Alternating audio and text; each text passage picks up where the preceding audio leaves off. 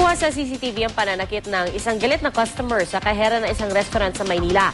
Nakatakdang pagharapin ngayong araw sa barangay ang kahera at ang inirereklamong customer. Balita natin ni Michael Fahatin, exclusive. Masama talaga. Buti nga may camera kahit pa. Emosyonal pa ang kaherang si Marjorie Reynaldo ng aking makausap.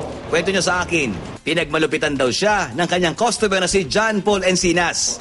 May-ari umano ng isang laundry shop malapit sa pinagtatrabahuhan niyang restaurant sa Maynila.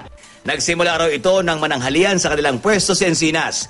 Di raw ito agad nakabayad at sinabing kukuha raw muna siya ng pera sa kotse. Siningil ko po siya, tapos po nung siningil ko po siya, sabi ko mamaya na lang daw po. Tapos sabi ko hindi po pwede, ngayon na. Tapos sabi ko po, nung sa laundry po ba, pwedeng ganyan. Tapos doon na po siya nagalit na nagsisigaw po. Bumalik si Encinas makalipas ang 1 oras at uminom pa ng tubig. Pero nang singilin, binuhusan niya ang kahera ng tubig. Hindi na po ako nakapagsalita tapos siya madami na po siya sinasabi. Umalis muli si Encinas at nang bumalik ay hinatak si Reynaldo kaya humampas siya sa counter. Binato rin niya ng walang lamang bote ng mineral water si Reynaldo na napaiyak na lamang noon. At nang maabutan si Encinas ng pera ng isa nitong kasama, nagpumalit itong pumasok sa counter kung nasaan ang kahera. Pinipigilan ko na nga po kasi po, nasyak na rin po ako noon, di na rin po ako, nanginginig na rin po ako noon. That time po, sinabi ko po sa kanya, sir, tama na po, sabi kong ganun. Tapos binawalin ko rin po siya, nasabi ko, huwag na lang po siyang umanong, para hindi na po lumaki.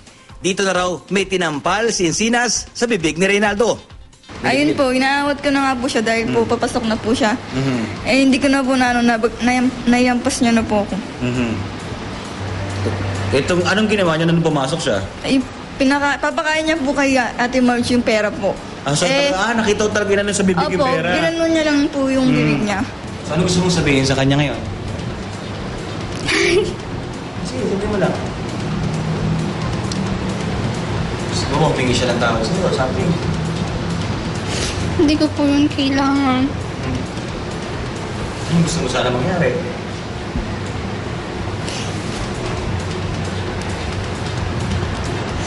Wala naman po kaming that time na magagawa nun. Pares lang po kaming babae.